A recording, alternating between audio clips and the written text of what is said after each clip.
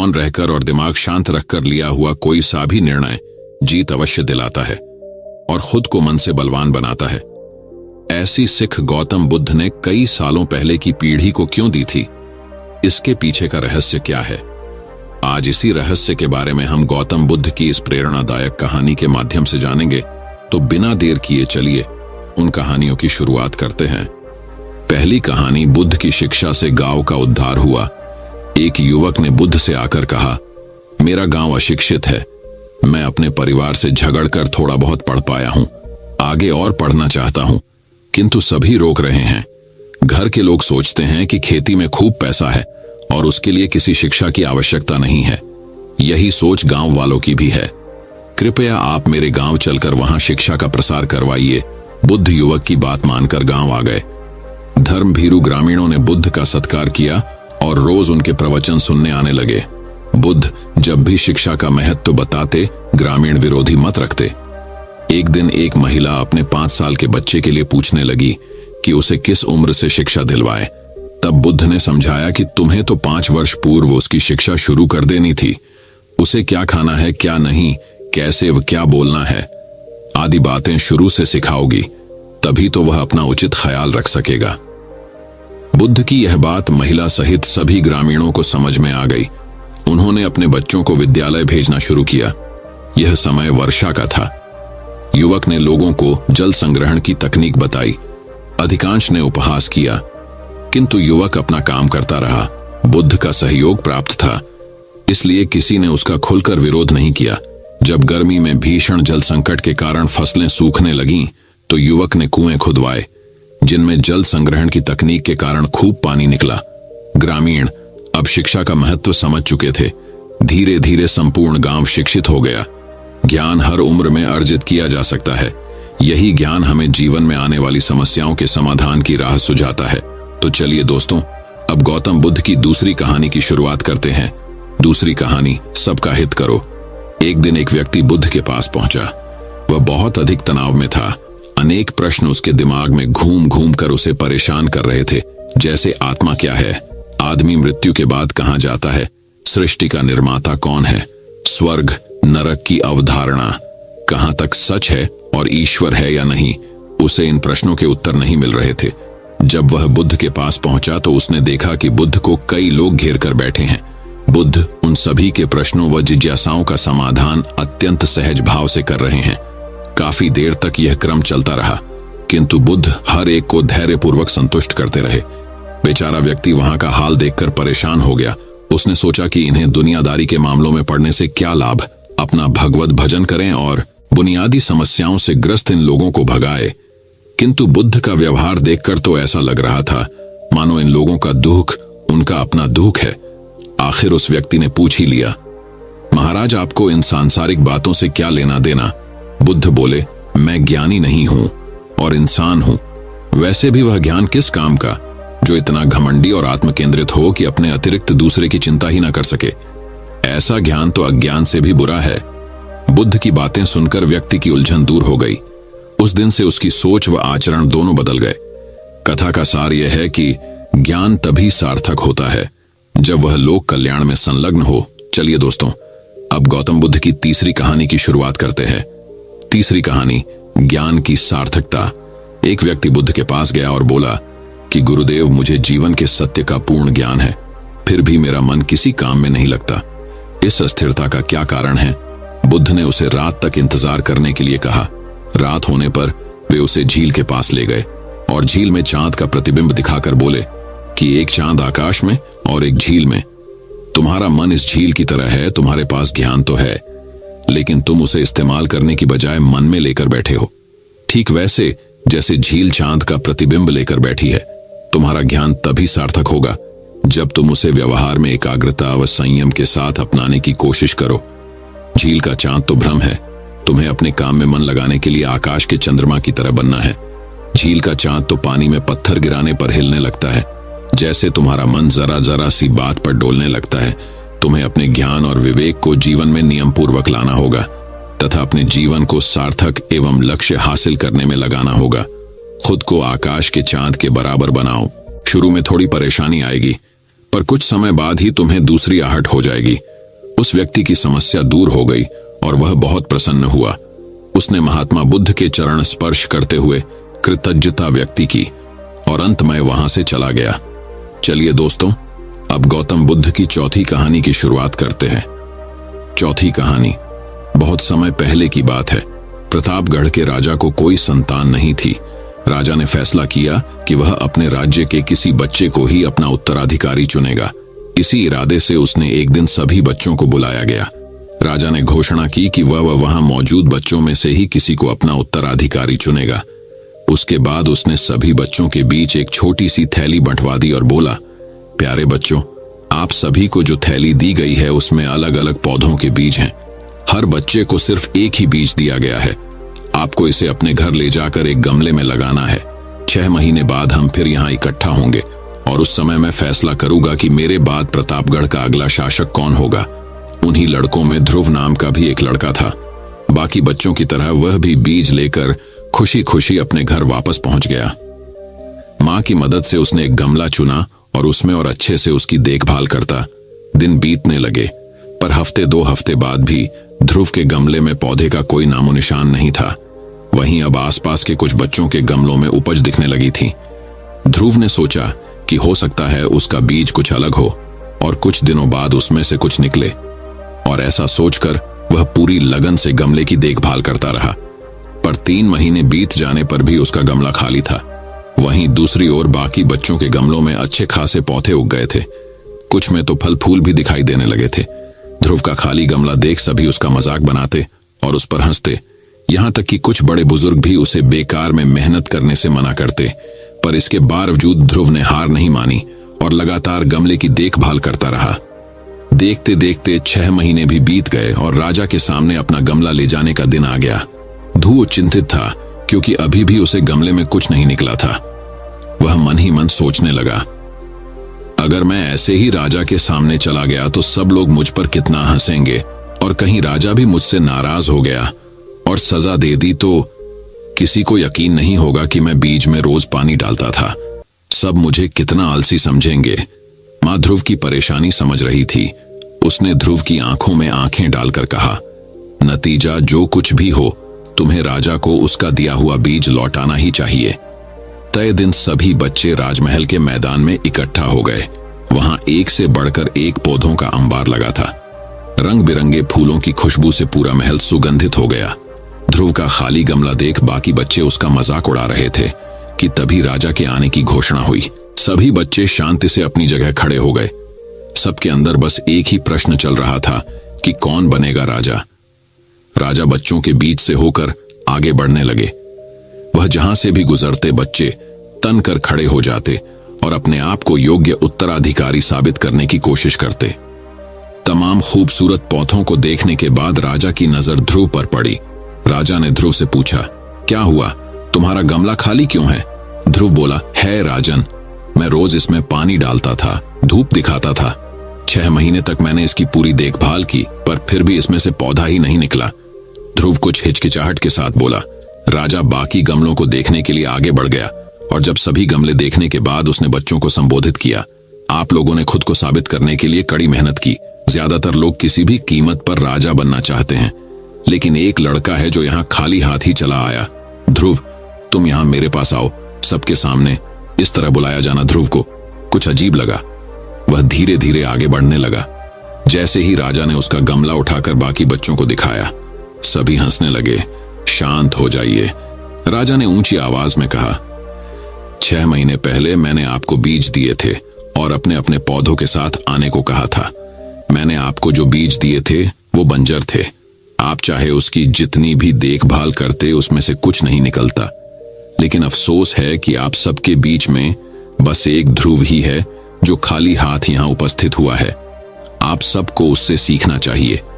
पहले तो उसने ईमानदारी दिखाई कि और लोगों की तरह बीज में से कुछ ना निकले, पर दूसरा बीज नहीं लगाया और उसके बाद खाली गमले के साथ यहां आने का साहस दिखाया। ये जानते हुए भी कि लोग उस पर कितना हंसेंगे, उसे कितना अपमानित होना पड़ेगा। मैं घोषणा करता हूं कि ध्रुव ही प्रतापगढ़ का अगला राजा होगा। यही उसकी ईमानदारी का फल है। इस कहानी से हमें यह सीख मिलती है कि हमें हमेशा ईमानदार रहना चाहिए। भले ही सब लोग झूठे हों, लेकिन ईमानदार इंसान ही अपने जीवन में सफल हो पाता है। दोस्तों, इसलिए ईमानदार रहो और अपना कार्य करते रहो। चलिए दोस्तों, अब गौतम बुद्ध की 5वीं कहानी की शुरुआत करते हैं। 5वीं कहानी अछूत कौन है। महात्मा बुद्ध प्रवचन सभा में आकर मौन बैठ गए। शिष्य समुदाय उनके इस मौन के कारण चिंतित हुए कि कहीं वे अस्वस्थ तो नहीं है। आखिर एक शिष्य ने पूछ ही लिया, भंते, आप आज इस तरह मौन क्यों हैं? वे नहीं बोले तो दूसरे शिष्य ने फिर पूछा, गुरुदेव, आप स्वस्थ तो हैं? बुद्ध फिर भी मौन ही बैठे रहे। इतने में बाहर से एक व्यक्ति ने जोर से पूछा, आज आपने मुझे धर्म सभा में आने की अनुमति क्यों नहीं दी? बुद्ध ने कोई उत्तर नहीं दिया और आंखें बंद कर ध्यानमग्न हो गए। वह बाहर खड़ा व्यक्ति और जोर से बोला, मुझे धर्म सभा में क्यों नहीं आने दिया जा रहा है? धर्म सभा में बैठे बुद्ध के शिष्यों में से एक ने उसका समर्थन करते हुए कहा, भंते, उसे धर्म सभा में आने की अनुमति प्रदान कीजिए। महात्मा बुद्ध ने आंखें खोलीं और बोले, नहीं, उसे अनुमति नहीं दी जा सकती है, क्योंकि वह अछूत है। अछूत? मगर क्यों? सारे शिष्य सुनकर आश्चर्य में पड़ गए कि भंते यह छुआछूत कब से मानने लग गए। महात्मा बुद्ध ने शिष्य समुदाय के मन के भावों को ताड़ते हुए कहा, हाँ, वह अछूत है। वह आज अपनी पत्नी से लड़कर आया है। क्रोध से जीवन की शांति भंग होती है। क्रोधी व्यक्ति मानसिक हिंसा करता है। इस क्रोध के कारण ही शारीरिक हिंसा होती है। क्रोध करने वाला अछूत होता है, क्योंकि उसके विचार तरंगें दूसरों को भी प्रभावित करती हैं। उसे आज धर्म सभा से बाहर ही रहना चाहिए। उसे वहां खड़े रहकर पश्चाताप की अग्नि में तपकर शुद्ध होना चाहिए। शिष्यगण समझ गए कि अस्पृश्यता क्या है और अछूत कौन है। उस व्यक्ति को भी बहुत पश्चाताप हुआ। उसने कभी भी क्रोध न करने का प्रण लिया और अंत में बुद्ध ने उसे धर्म सभा में आने की अनुमति प्रदान की। चलिए दोस्तों, अब गौतम बुद्ध की 6ठी कहानी की शुरुआत करते हैं। 6ठी कहानी गिलहरी और बुद्ध। महात्मा बुद्ध आत्मज्ञान की खोज में तपस्या कर रहे थे। उनके मन में विभिन्न प्रकार के प्रश्न उमड़ रहे थे। उन्हें प्रश्नों का उत्तर चाहिए था, लेकिन अनेक प्रयासों के बाद भी उन्हें सफलता नहीं मिली। वे आत्मज्ञान की प्राप्ति के लिए कठोर तपस्या करने लगे। अनेक कष्ट सहन किए, कई स्थानों की यात्राएं की, परंतु जो समाधान उन्हें चाहिए था वह उन्हें मिला नहीं। एक दिन उनके मन में कुछ निराशा का संचार हुआ। सोचने लगे, धन, माया, मोह और संसार की समस्त वस्तुओं का भी त्याग कर दिया, फिर भी आत्मज्ञान की प्राप्ति नहीं हुई। क्या मैं कभी आत्मज्ञान प्राप्त कर सकूंगा? मुझे आगे क्या करना चाहिए? इसी प्रकार के अनेक प्रश्न बुद्ध के मन में उठ रहे थे। तपस्या में सफलता की कोई किरण दिखाई नहीं दे रही थी और इधर बुद्ध ने प्रयासों में कोई कमी नहीं छोड़ दी थी। वे उदास मन से इन्हीं प्रश्नों पर मंथन कर रहे थे। इसी दौरान उन्हें प्यास लगी। वे अपने आसन से उठे और जल पीने के लिए सरोवर के पास गए। वहां उन्होंने एक अद्भुत दृश्य देखा। एक गिलहरी मुंह में कोई फल लिए सरोवर के पास आई। फल उससे छूटकर सरोवर में गिर गया। गिलहरी ने देखा फल पानी की गहराई में जा रहा है। गिलहरी ने पानी में छलांग लगा दी। उसने अपना शरीर पानी में भिगोया और बाहर आ गई। बाहर आकर उसने अपने शरीर पर लगा पानी झाड़ दिया और पुनः सरोवर में कूद गई। उसने यह क्रम जारी रखा। बुद्ध उसे देख रहे थे, लेकिन गिलहरी इस बात से अनजान थी। वह लगातार अपने काम में जुटी रही। बुद्ध सोचने लगे, ये कैसी गिलहरी है? सरोवर का जल यह कभी नहीं सुखा सकेगी, लेकिन इसने हिम्मत नहीं हारी। यह पूरी शक्ति लगाकर सरोवर को खाली करने में जुटी है। अचानक बुद्ध के मन में एक विचार का उदय हुआ। यह तो गिलहरी है, फिर भी अपने लक्ष्य को प्राप्त करने में जुटी है। मैं तो मनुष्य हूं। आत्मज्ञान प्राप्त नहीं हुआ तो मन में निराशा के भाव आने लगे। मैं पुनः तपस्या में जुट जाऊंगा। इस प्रकार महात्मा बुद्ध ने गिलहरी से भी शिक्षा प्राप्त की और तपस्या में जुट गए। एक दिन उन्हें आत्मज्ञान प्राप्त हो गया और वे भगवान बुद्ध हो गए। चलिए दोस्तों, अब गौतम बुद्ध की 7वीं कहानी की शुरुआत करते हैं। 7वीं कहानी बुद्ध और नालागिरी हाथी। बुद्ध का चचेरा भाई देवदत्त सदा ही बुद्ध को नीचा दिखाने की चेष्टा में लगा रहता था, मगर उसे हमेशा मुंह की ही खानी पड़ जाती थी। एक बार बुद्ध जब कपिलवस्तु पहुंचे तो अनेक कुलीन शाक्यवंशी राजकुमार उनके अनुयायी बने। देवदत्त भी उनमें से एक था। कुछ समय पश्चात देवदत्त ने भी कुछ जादुई शक्तियां प्राप्त की और एक बार उनका प्रदर्शन मगध के भावी सम्राट अजातशत्रु के समक्ष किया। वहां वह एक शिशु के रूप में प्रकट हुआ, जिसने सांप की मेखला बांधी हुई थी। तभी से अजातशत्रु उसे परम आदर की दृष्टि से देखा करता था। कुछ दिनों के बाद देवदत्त मगध से लौटकर जब संघ में वापस आया तो उसने स्वयं को बुद्ध से श्रेष्ठ घोषित किया और संघ का नेतृत्व करना चाहा। भिक्षुओं को बुद्ध से विमुख करने के लिए उसने यह कहा है कि बुद्ध तो बूढ़े हो चुके थे और सठिया गए हैं, किंतु भिक्षुओं ने जब उसकी कोई बात नहीं सुनी तो वह बुद्ध और संघ दोनों से द्वेष रखने लगा। खिन्न होकर वह फिर वापस मगध पहुंचा और अजातशत्रु को महाराज बिंबिसार का वध करने के लिए प्रेरित किया, क्योंकि बिंबिसार बुद्ध और बौद्धों को प्रचुर प्रश्रय प्रदान करते थे। प्रारंभिक दौर में बिंबिसार को मरवाने की उसकी योजना सफल नहीं हुई। उसने 16 धनुर्धारियों को बुद्ध को मारने के लिए भेजा, किंतु बुद्ध के व्यक्तित्व से प्रभावित हो सारे उनके ही अनुयायी बन गए।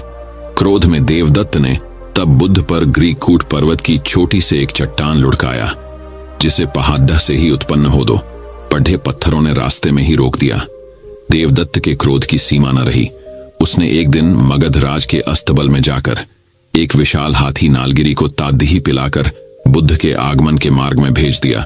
नालगिरी के आगमन से सड़ढाकों पर खलबली मच गई और लोग जहां तहां भाग खड्डे हुए। तभी बुद्ध भी वहां से गुजरे। ठीक उसी समय एक घबराई महिला अपने बच्चे को हाथी के सामने ही छोड़ भाग खड्डी हुई। जैसे ही नालगिरी ने बच्चे को कुचलने के लिए अपने पैर बढ़ाए, बुद्ध उसके ठीक सामने जा खड़ी डीडे हुए। उन्होंने हाथी के सिर को थपथपाया। बुद्ध के स्पर्श से नालगिरी उनके सामने घुटने टेक कर बैठ गया। नालगिरी हाथी की इस घटना से देवदत्त मगध में बहुत अप्रिय हुआ और उसे तत्काल ही नगर छोड़ डीएच कर भागना पड़ा। चलिए दोस्तों, अब गौतम बुद्ध की 8वीं कहानी की शुरुआत करते हैं। 8वीं कहानी, गांठ। एक दिन बुद्ध प्रातः भिक्षुओं की सभा में पधारे। सभा में प्रतीक्षारत उनके शिष्य यह देख चकित हुए कि बुद्ध पहली बार अपने हाथ में कुछ लेकर आए थे। उनके हाथ में एक रूमाल था। बुद्ध के हाथ में रूमाल देखकर सभी समझ गए कि इसका कुछ विशेष प्रयोजन होगा। बुद्ध अपने आसन पर विराजे। उन्होंने किसी से कुछ न कहा और रूमाल में कुछ दूरी पर 5 गांठें लगा दी। सब उपस्थित यह देख मन में सोच रहे थे कि अब बुद्ध क्या करेंगे, क्या कहेंगे। बुद्ध ने उनसे पूछा, कोई मुझे यह बता सकता है कि क्या यह वही रूमाल है जो गांठें लगने के पहले था? शारिपुत्र ने कहा, इसका उत्तर देना कुछ कठिन है। एक तरह से देखें तो रूमाल वही है, क्योंकि इसमें कोई परिवर्तन नहीं हुआ है। दूसरी दृष्टि से देखें तो पहले इसमें 5 गांठ नहीं लगी थीं, अतः यह रूमाल पहले जैसा नहीं रहा। और जहां तक इसकी मूल प्रकृति का प्रश्न है, वह अपरिवर्तित है। इस रूमाल का केवल बाह्य रूप ही बदला है। इसका पदार्थ और इसकी मात्रा वही है। तुम सही कहते हो शारिपुत्र, बुद्ध ने कहा। अब मैं इन गांठों को खोल देता हूं। ये कहकर बुद्ध रूमाल के दोनों सिरों को एक दूसरे से दूर खींचने लगे। तुम्हें क्या लगता है शारिपुत्र, इस प्रकार खींचने पर क्या मैं इन गांठों को खोल पाऊंगा? नहीं तथागत, इस प्रकार तो आप इन गांठों को और अधिक सघन और सूक्ष्म बना देंगे और ये कभी नहीं खुलेंगी। शारिपुत्र ने कहा, ठीक है। बुद्ध बोले, अब तुम मेरे अंतिम प्रश्न का उत्तर दो कि इन गांठों को खोलने के लिए मुझे क्या करना चाहिए?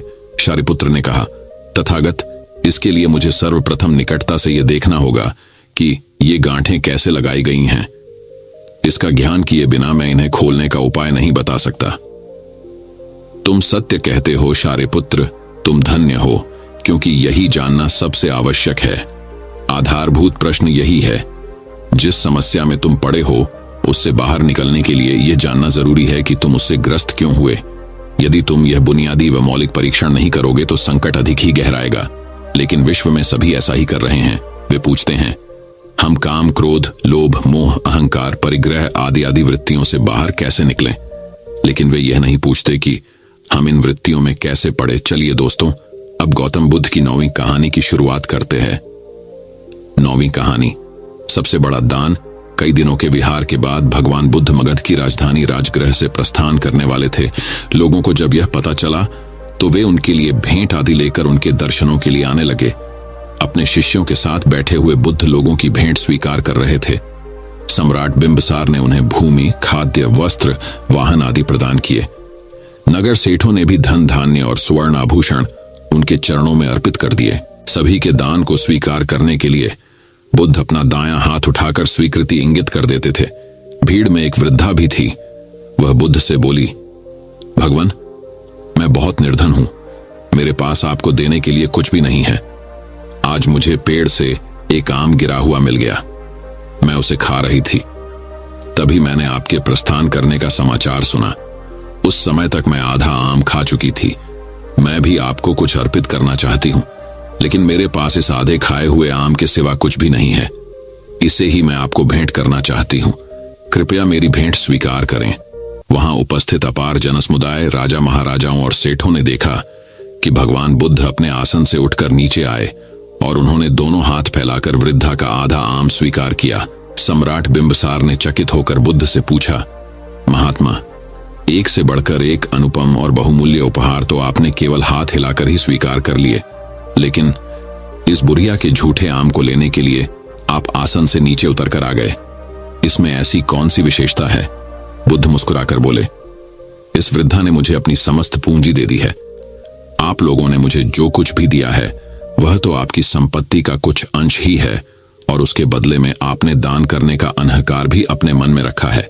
इस वृद्धा ने मेरे प्रति अपार प्रेम और श्रद्धा रखते हुए मुझे सर्वस्व अर्पित कर दिया है, फिर भी उसके मुख पर कितनी नम्रता और करुणा है। चलिए दोस्तों, अब गौतम बुद्ध की 10वीं कहानी की शुरुआत करते हैं। 10वीं कहानी, पहचान। एक बार एक आदमी महात्मा बुद्ध के पास पहुंचा। उसने पूछा, प्रभु, मुझे यह जीवन क्यों मिला? इतनी बड़ी दुनिया में मेरी क्या कीमत है?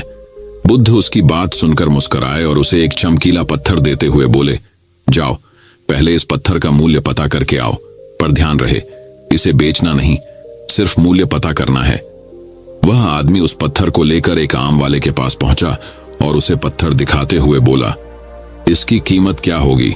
आम वाला पत्थर की चमक देखकर समझ गया कि अवश्य ही यह कोई कीमती पत्थर है, लेकिन वह बनावटी आवाज में बोला, देखने में तो कुछ खास नहीं लगता, पर मैं इसके बदले 10 आम दे सकता हूं। वह आदमी आगे बढ़ गया।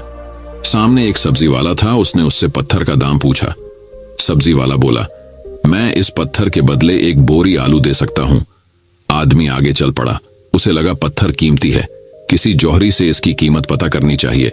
वह एक जौहरी की दुकान पर पहुंचा और उसकी कीमत पूछी। जौहरी उसे देखते ही पहचान गया कि यह बेशकीमती रूबी पत्थर है जो किस्मत वाले को मिलता है। वह बोला, पत्थर मुझे दे दो और मुझसे 10,000 रुपए ले लो। उस आदमी को अब तक पत्थर की कीमत का अंदाजा हो गया था।